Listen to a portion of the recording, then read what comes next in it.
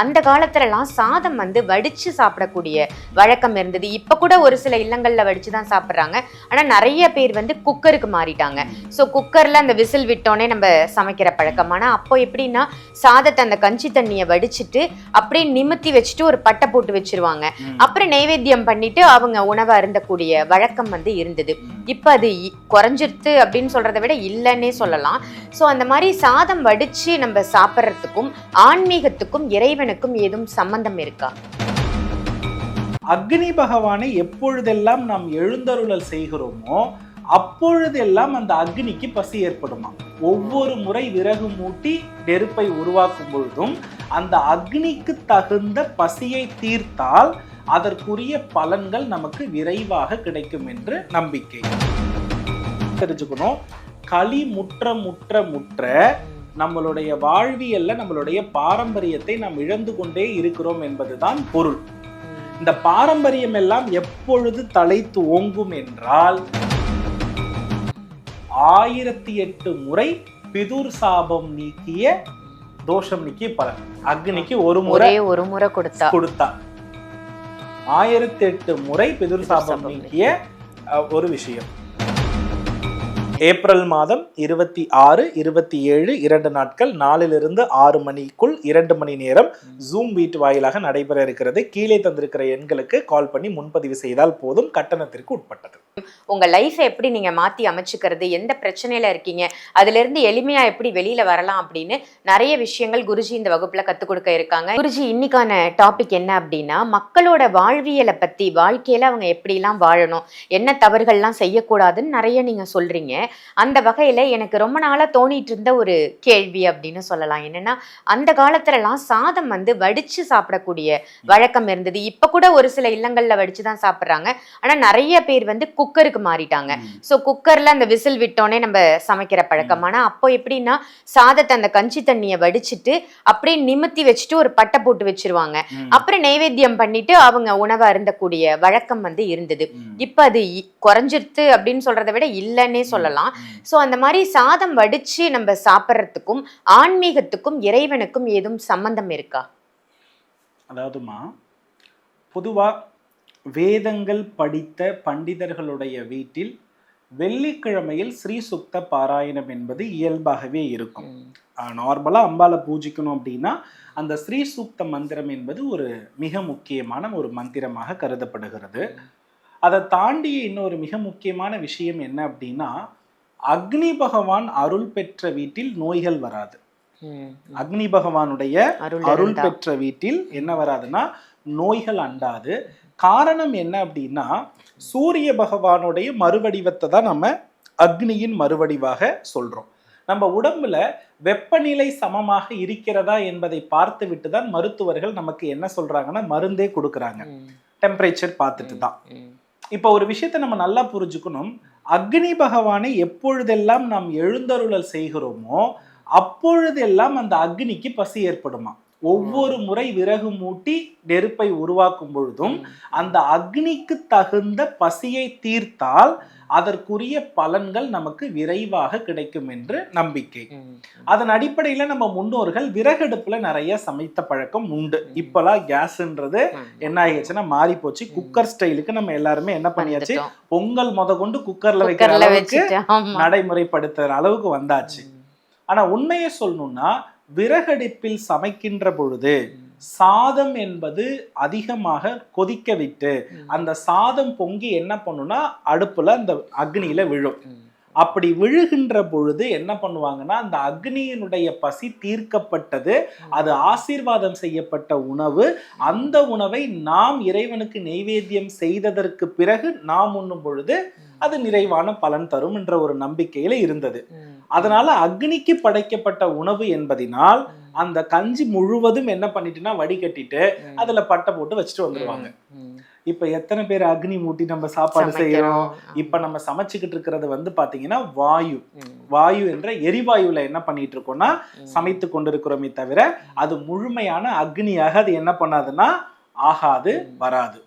So அதன் அடிப்படையில உண்மையா சொல்ற, ஒரு வீட்டுல சுப நிகழ்வு நடக்கணும்னா கூட இன்னைக்கு நம்ம பாரம்பரியத்துல நல்ல விஷயங்களுக்குரிய அடுப்பை பயன்படுத்தணும்ன்ற நிர்பந்தம் சொல்ல வேண்டிய கட்டாயத்துக்கு வந்துட்டோம். அதனால அட்லீஸ்ட் ஒரு வெந்நீராவது விறகடுப்புல போட பழகிக்கிறது நல்லது. எல்லாத்துக்கும் அப்பார்ட்மெண்ட்ல இருக்கோம்னு பதில் சொல்லிடக்கூடாது. நல்லா தெரிஞ்சுக்கணும். களி முற்ற நம்மளுடைய வாழ்வியல்ல நம்மளுடைய பாரம்பரியத்தை நாம் இழந்து கொண்டே இருக்கிறோம் என்பதுதான் பொருள். இந்த பாரம்பரியம் எல்லாம் எப்பொழுது தலைத்து ஓங்கும் என்றால், குரு பகவான் கடகராசிக்கு சஞ்சாரம் எப்பெல்லாம் பண்றாரோ அப்பெல்லாம் ஒரு பாரம்பரிய பழக்கமாக கட்டாயத்தின் பேர்ல வந்துடும். இப்ப கரெக்டா குரு பகவான் என்ன பண்ண போறாருன்னா கடகத்துக்கு வர போறாரு.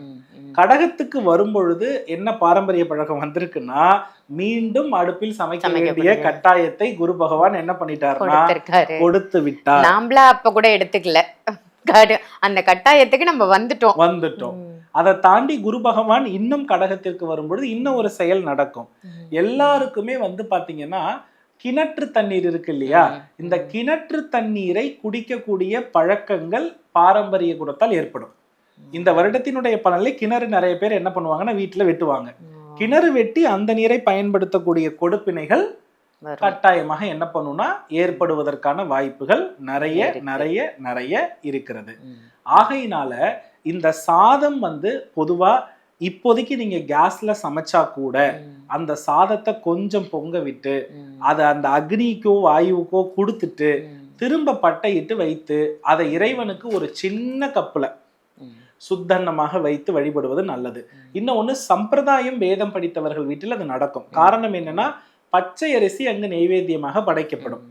இப்ப நிறைய பேர் வீட்டுல பச்சை அரிசி அப்படின்றது சுகர்ன்ற பெயர்ல புழுங்கல் அரிசி தான் பாதி பேர் வீட்டுக்கே என்னவாக இருக்கிறதுனா சாப்பாடாக இருக்கிறது. ஆனா உண்மையை சொல்லணும்னா பச்சை அரிசி பொங்கல் இந்த மாதிரியான சுப விஷயங்கள் பண்ணும் பொழுது நீங்க சொன்ன வழிபாட்டை மேற்கொள்ளலாம். புழுங்கல் அரிசியில பண்ணும்பொழுது இதை அடிப்படையா செய்யணும்ன்ற அவசியம் இல்லை. ஏன்னா நிறைய பேருடைய வாழ்வியல் முறை அவ்வாறாக என்ன பண்ணி போயிடுதுன்னா மாறி போயிடுது. இதைத்தான் என்ன பண்ணுவாங்கன்னா ஹோம காரியங்கள்ல முதல்ல அஷ்டதிக்கு பாலகர்களுக்கு நிறைய பலி கொடுத்துட்டு கடைசியா என்ன பண்ணுவாங்கன்னா அக்னிக்கு என்ன பண்ணுவாங்கன்னா உணவளிப்பாங்க. அக்னிக்கு ஒரு முறை உணவளிக்க, நல்லா புரிஞ்சுக்கணும், அக்னிக்கு ஒரு முறை உணவளித்தால் 1008 முறை பிதுர் சாபம் நீக்கிய தோஷம் நீக்கிய பலன். அக்னிக்கு ஒரு முறை கொடுத்தா 1008 முறை பிதுர் சாபம் நீக்கிய ஒரு விஷயம். ஆனா இன்னைக்கு அது நடக்கலையே, அதை இன்னைக்கு நடைமுறைப்படுத்த முடியாதே, இந்த உலகத்துல இதுக்கெல்லாம் பொறுமை காத்துக்கிட்டு நாங்க யோசிச்சுட்டு உட்கார்ந்துருக்க வேண்டிய நிர்பந்தமா அப்படின்னு நிறைய பேர் என்ன பண்ணுவாங்கன்னா யோசிப்பாங்க. இதுதான் அதுல இருக்கக்கூடிய அடிப்படை தாத்பரியம். ஆனா என்ன இருந்தாலும் என்ன பொறுத்தளவுல தினசரி ஒரு பச்சரிசியால் செய்யப்பட்ட ஏதாவது ஒரு நெய்வேத்தியத்தை நீங்கள் உங்களுடைய சுவைக்கு ஏற்றவாறே நீங்க சமைங்க. ஆனா அது இறைவனுக்கு வச்சுட்டு கொஞ்சம் நெய்வேத்தியம் பண்ணிட்டு அக்னி பகவானை காமிச்சு கொஞ்சம் கற்பூர நீராஞ்சனம் காட்டுறோம் இல்லையா, அப்பவே அக்னிக்கு நம்ம என்ன பண்றோம்னா அதுக்கு நெய்வேத்தியமா தான் கொடுக்குறோம் அந்த கற்பூரத்திற்கு. அதனால இதை கொஞ்சம் பண்ணிட்டு அதை மற்றவங்களுக்கு கொடுத்தால் இந்த அக்னியின் சாபம் தீரும். அக்னி பகவான் தான் நம்ம எல்லா சாபத்தையுமே தீர்க்கக்கூடியவர். அதனால தான் பாத்தீங்கன்னா நிறைய நம்ம பாட்டிகள்லாம் சொல்லுவாங்க, அக்னி சாட்சியா நான் பொய்யே சொல்லல, சத்தியத்தை பண்ணாலே அக்னியை கொண்டு வந்து எடுத்துருவாங்க. ஏன்னா சூட அடிச்சு சத்தியம் பண்ற பழக்கமும் இருக்கு இல்லையா. ஏன்னா அந்த அக்னி அவ்வளவு பவித்திரமானது, அந்த அக்னிக்கு அவ்வளவு ஒரு நல்ல விசேஷங்கள் இருக்கிறது. அதைத்தான் நம்ம விளக்கின் மறுவடிவாக அக்னியில் இறைவனை எழுந்தருளல் செய்ய வைத்து நம்ம வழிபாடு பண்ணிக்கிட்டு இருக்கோம். சோ இதுதான் அதுல இருக்கிற ரீசன் தான். ரொம்ப அழகா சொன்னீங்க. நிறைய பேருக்கு இது தெரியாமலே இருந்திருக்கும். இப்ப வர ஜெனரேஷனுக்கு நிறைய விஷயங்கள் தெரியறதும் இல்ல. சோ எப்படி நம்ம உணவு சமைக்கணும் ஒத்துக்க மாட்டாங்க, ஏத்துக்கவும் மாட்டாங்க, சொன்னாலும் புரியல. வயிறுக்கு சாப்பாடு தேவை, அது எப்படி இருந்தா என்ன, சமைச்சோமா சாப்பிட்டோமான்னு இருக்கணும், அந்த மாதிரி ஆயிடுச்சு இப்போ. ஆனா நிஜமாவே எதற்காக அவங்க அப்படி செஞ்சாங்க, அதனுடைய தாத்பரியம் என்ன, அக்னி பகவானுக்கு கொடுக்க வேண்டிய உணவை நம்ம கொடுத்துட்டு எடுத்துக்கிறதால என்ன பலன்? ஒரு சின்ன விஷயம் சொல்லிடுறோமா, கலியுகம் பிறக்கிறது, நடைமுறையில இருக்கிறது. யாருக்கு என்னுடைய அருள் கிடைக்கும் கலியுகத்தில்னு கிருஷ்ணர்கிட்ட கேள்வி கேட்கப்படுது. அப்ப அவர் ஒரு பதில் சொல்றாரு, என்னுடைய பெயரை முழுமையாக ஒருவன் சரியாக சொன்னாலே அவனுக்கு 1000 மடங்கு பலன் கிடைக்கும்னு சொல்றாரு. அப்ப நம்ம உடனே என்னடா இது, இவ்வளவு வேதங்கள் இவ்வளவு மந்திரங்கள் இவ்வளோ இருக்கும் பொழுது கோவிந்தானோ கிருஷ்ணானோ பேர் சொன்னா கிடைச்சிருமா அப்ப அவ்வளவு எளிமையா கொடுத்துடுறாரா சுவாமி? அப்ப அந்த காலத்துல எல்லாம் யுகங்களா மந்திரங்களையும் வேதங்களையும் லட்சோப லட்ச உருக்களையும் கொடுத்தவங்க அப்ப ஏமாந்தவங்களா அப்படின்னு புத்திசாலியா இருக்க நம்ம யோசிப்போம். ஆனா அவர் எதை வச்சு சொல்லியிருக்காருன்னா, அந்த சுவாமியோடைய பெயரை கூட உண்மையான பக்தியில சொல்றதுக்கு ஆட்கள் இருக்காதான். உண்மை. சரியா? நினைக்க கூட மாட்டோமே இப்ப இருக்கக்கூடிய லைஃப்ல. மாட்டோமா? இதனால எனக்கு என்ன பயன் அவர் பெயரை சொல்றதுக்குன்னு கேட்போமே தவிர அதுல அன்போ பக்தியோ, ஏன்னா நம்மளால செயற்கையா சூரியனை உருவாக்க முடியுமா? செயற்கையா சந்திரனை உருவாக்க முடியுமா? ஒரு மழை பெய்து கொண்டிருக்கிறது நிறுத்த முடியுமா? சூரிய உதயத்தை அறிவியலால ஒரு 2 மணி நேரம் அப்படியே ஸ்டாப் பண்ணி நிறுத்த முடியுமா? இதுக்கு நமக்கு மேல ஒரு சக்தி இருக்கிறதுனாலதான் இத்தனையும் நடக்குது. அதுதான் உண்மை. அப்ப இன்னைக்கு நம்ம மாறி போயிட்டு இருக்கிறதும் அவர் எழுதிய கலியுகத்தின் விதிகள்ல தான் இன்னமும் இருக்கிறது. கருட புராணத்திலிருந்து படிச்சா தெரியும். ஆனால் இந்த ஒரு பேரை உள்ளன்போடு அன்போடு அவர் எதிர்பார்க்காம ஒருத்த அன்போட என் பேரை சொல்லிட்டாலே நான் தந்துருவேன்னா அந்த அளவுக்கு நாம இருப்போம்னு அவர் முன்கூட்டியே எழுதி வைத்திருக்கிறார்.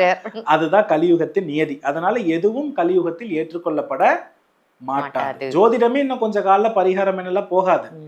சயின்டிபிக்கா சொன்னாதான் அக்செப்டட், இல்லைன்னா இல்லைன்ற நிலைக்கு தான் மாறும். வந்துரும், நிலைமை வந்துரும். அந்த அளவுக்கு நம்ம போயிட்டு இருக்கோம்னு தான் அர்த்தம். இதுல இருந்து எப்படியாவது காப்பாத்தி நம்ம அந்த பழைய நிலைமைக்கு திரும்பணும். ஏன்னா இப்பவே நம்ம சந்திக்கிறோம், நிறைய போர்கள் வந்துருது. இதுவே ஒரு பெரிய வார் போகுது, அதனால பாதிப்புகளும் நமக்கு வருது இல்லையா?